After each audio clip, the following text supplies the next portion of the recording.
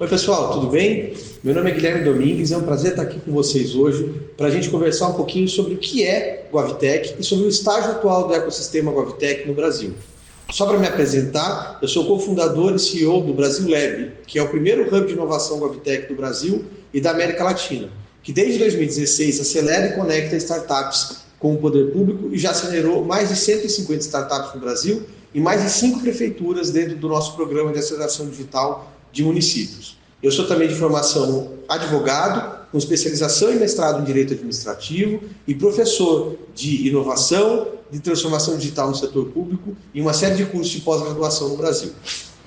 Bom, como eu falei para vocês, o tema da nossa conversa hoje é o que é GovTech e o estágio atual do ecossistema GovTech no Brasil.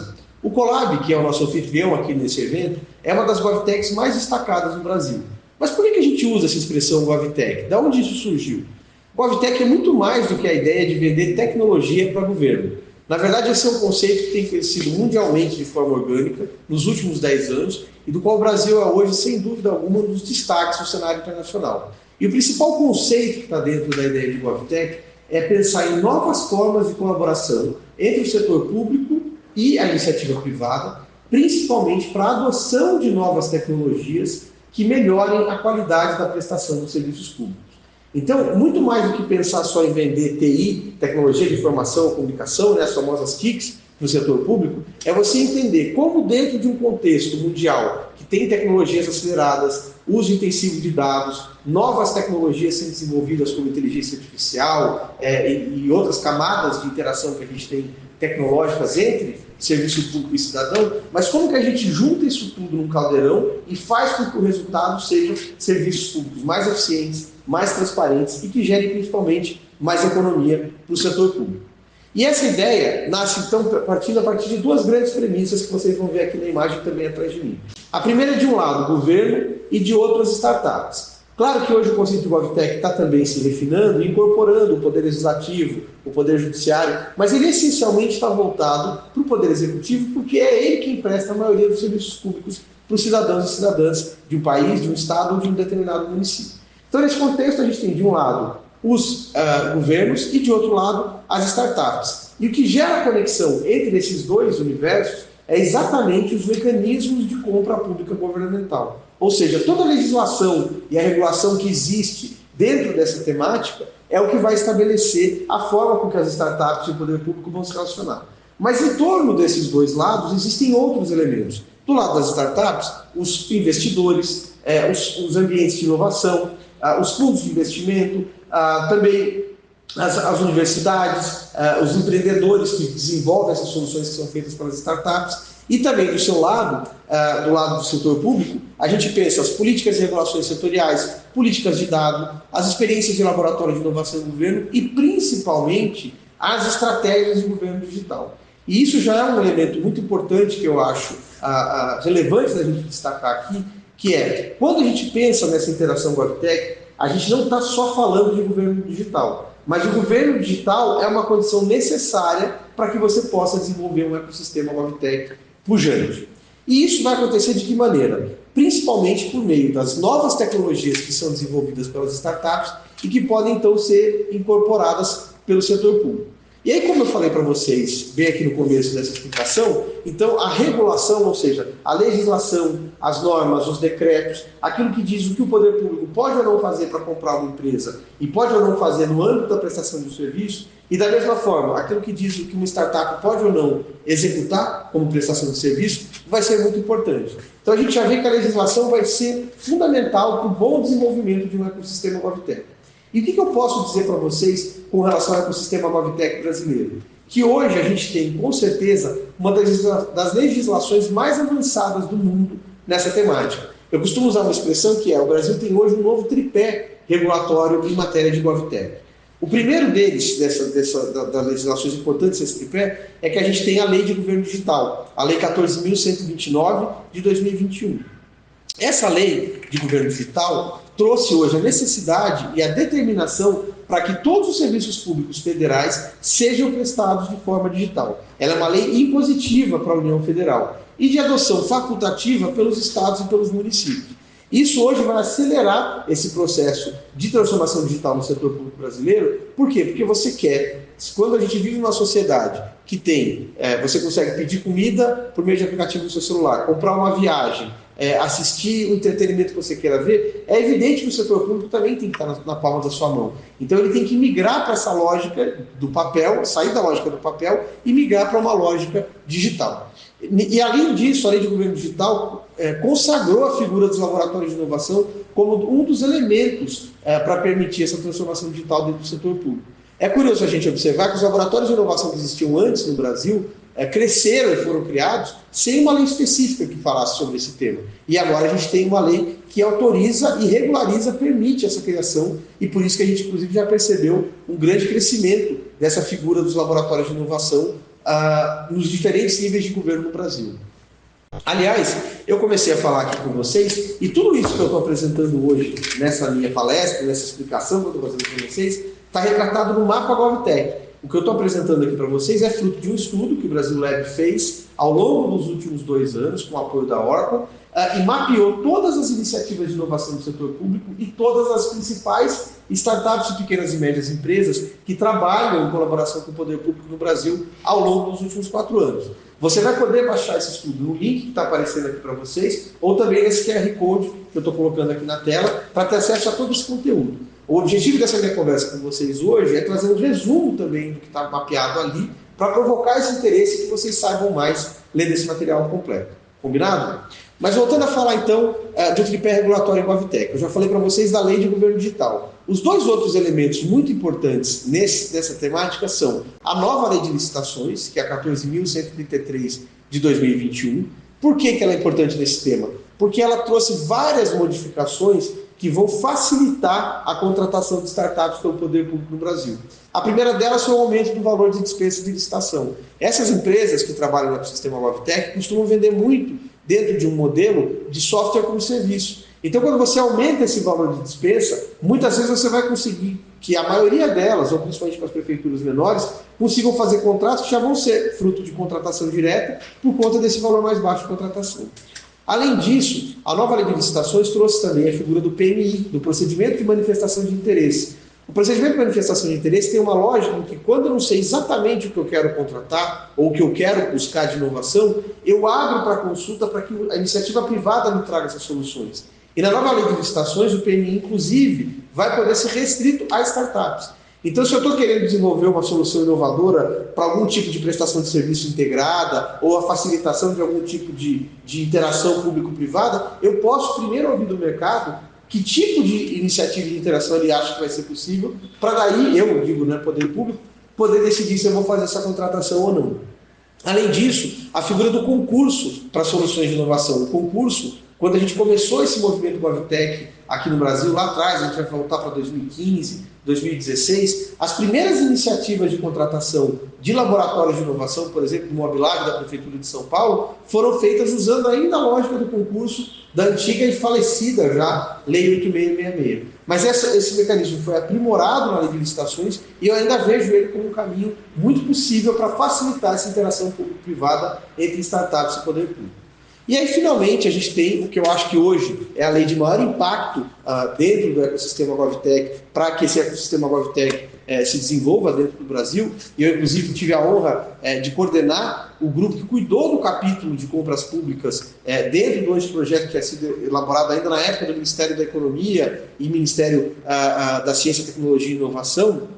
Então, já há mais de 6 anos, esse trabalho foi feito. Eu coordenei o grupo que cuidou do capítulo de compras públicas dentro do marco legal de startups e empreendedorismo inovador. Essa é uma lei complementar, a Lei Complementar 182 de 2021, que trouxe, então, todo um regramento, e era uma pressão desse ecossistema empreendedor aqui no Brasil, todo um regramento voltado especificamente para essas startups, que são essas empresas de base tecnológica que têm modelos de negócio escaláveis.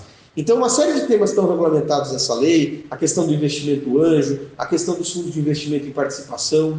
Uma outra figura que daí é super importante para o ecossistema GovTech, que é o ambiente regulatório experimental, que a gente costuma falar mais dele na expressão em inglês, que é o sandbox regulatório, que agora está se popularizando no Brasil, que é exatamente essa possibilidade que o poder público tem de suspender a vigência de algumas leis e de algumas normas por um determinado período de tempo, para que então você teste abordagens inovadoras para serviços públicos, mas podem ser também para atividades de natureza econômica.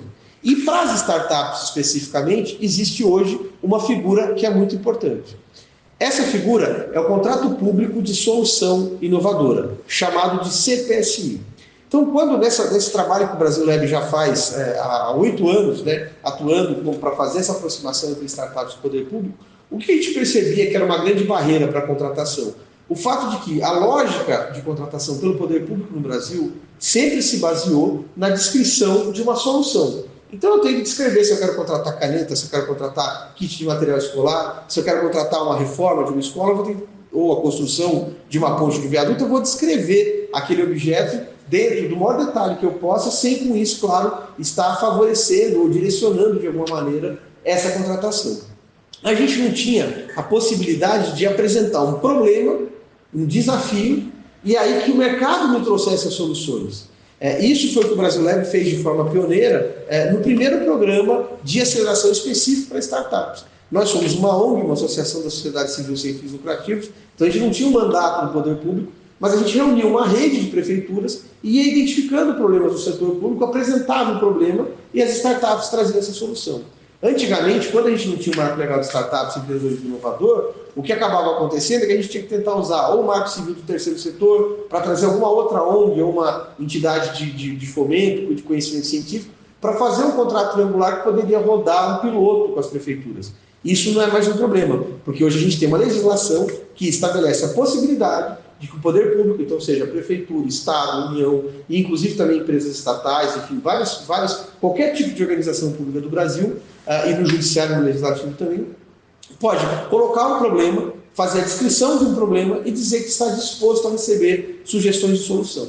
E ele tem que fazer uma descrição do problema e apresentar também quais vão ser as métricas de avaliação para esse teste. E na prática o que vai acontecer você vai celebrar um contrato público de solução inovadora, que é um contrato de teste, que pode durar no mínimo 6 meses e no máximo 1 ano, que vai poder ter algum tipo de repasse de recurso financeiro desse órgão público que estiver fazendo a contratação para desenvolver esse teste. E depois desse período de teste, você monta uma comissão avaliadora, que tem que inclusive trazer alguém de fora do poder público para participar dessa avaliação, vai escolher qual foi, porque inclusive esse teste vai poder ser rodado com mais de uma empresa. Já vejam a lógica que é diferente. Eu apresento a descrição do problema, como por exemplo, como eu posso usar a tecnologia para zerar a fila de crédito da minha cidade, né? Ou otimizar a gestão dos cadastros de saúde, ou a integração de agendamentos de consulta, enfim.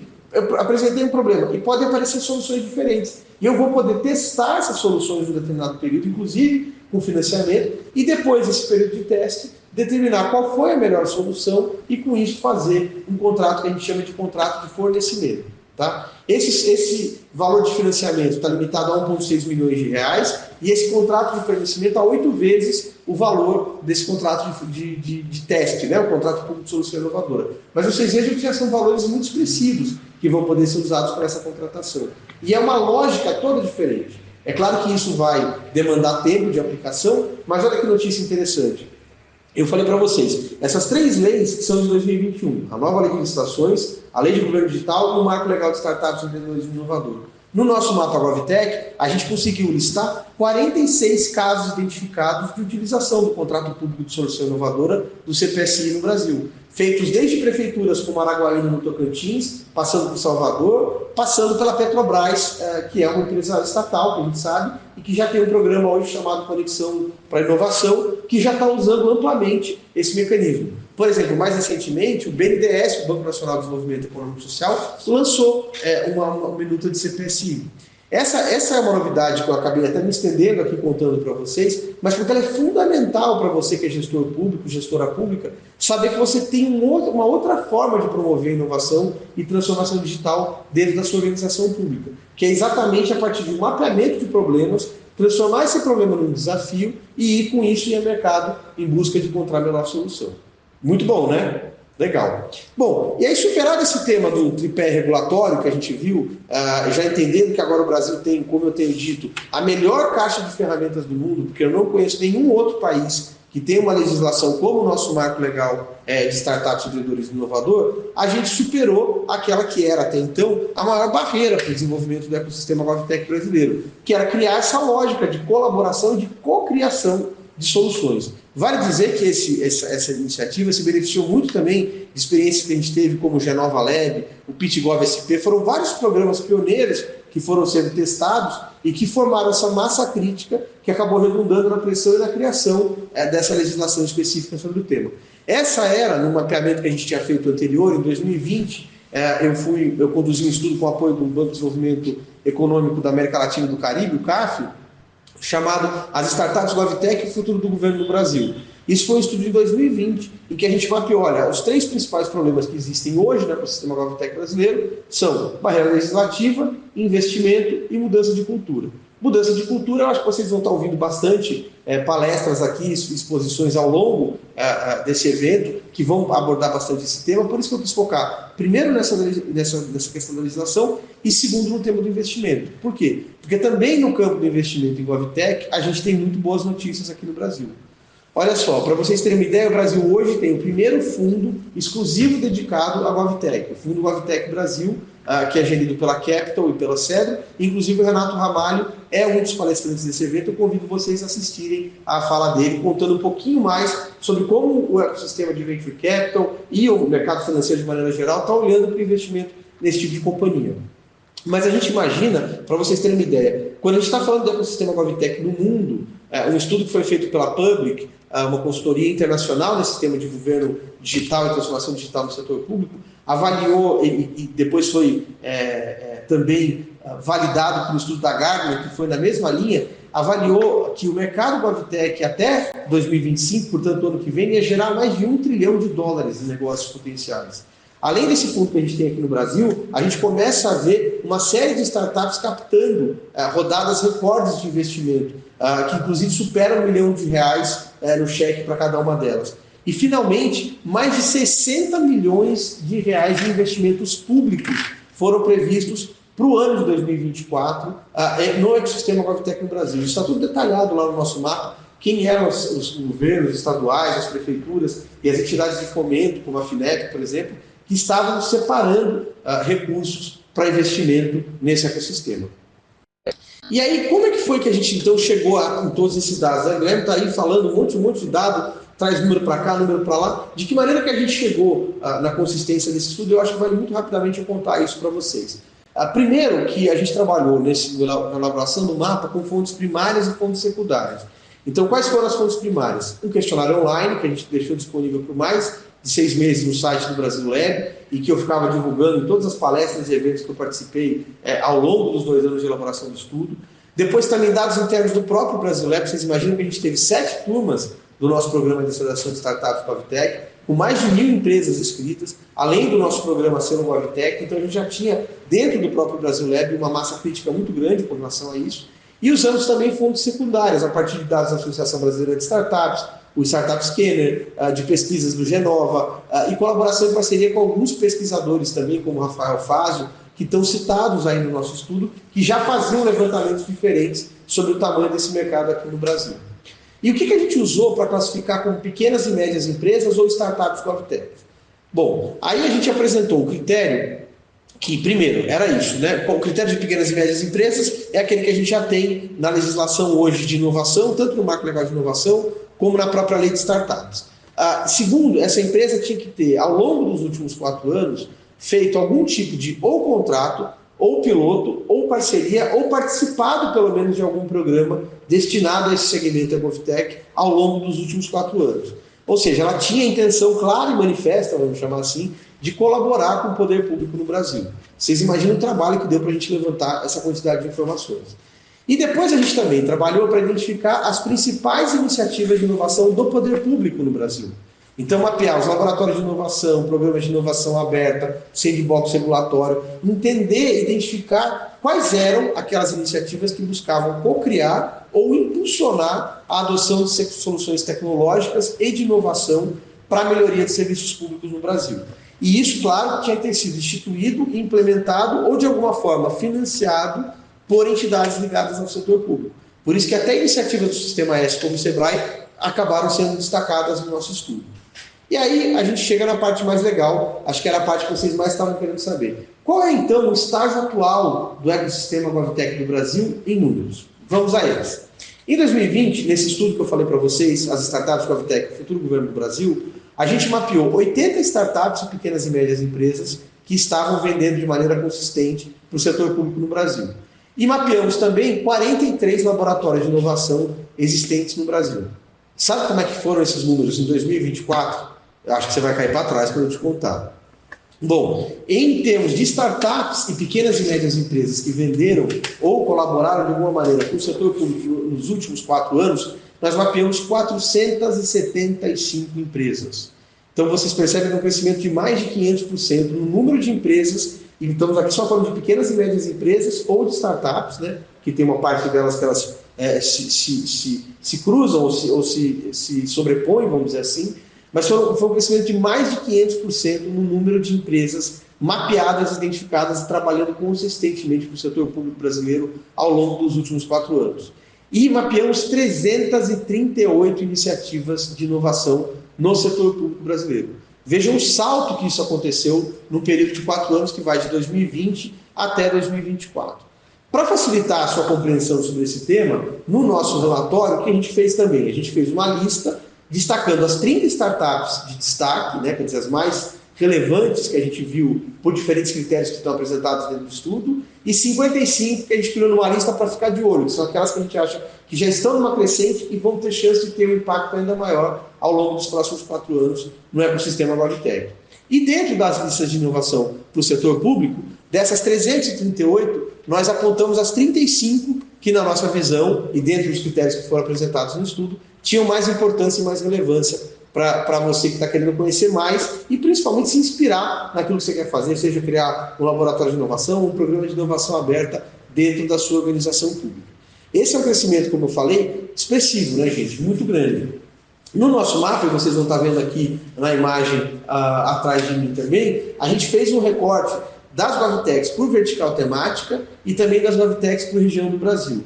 Então, claramente, o tema principal que as GovTechs trabalham é a gestão pública, seguido de educação e saúde, que são aqueles serviços mais essenciais prestados pelo poder público no Brasil. A gente, claro, percebe uma concentração grande das GovTechs na região sudeste, né? Mais de 30% delas estão colocadas aqui, mas já com um número expressivo de GovTechs na região sul. Mas se a gente juntar o sul e o sudeste, eles somam mais de metade das GovTechs no Brasil. Mas foram mapeadas GovTechs também na região norte, na região nordeste e na região centro-oeste, tá bom? Além disso, quais foram então as startups e PMEs GovTech em destaque nesse mapa? Bom, essa imagem que está aqui atrás para vocês vai apresentar essa lista, o nome de várias delas.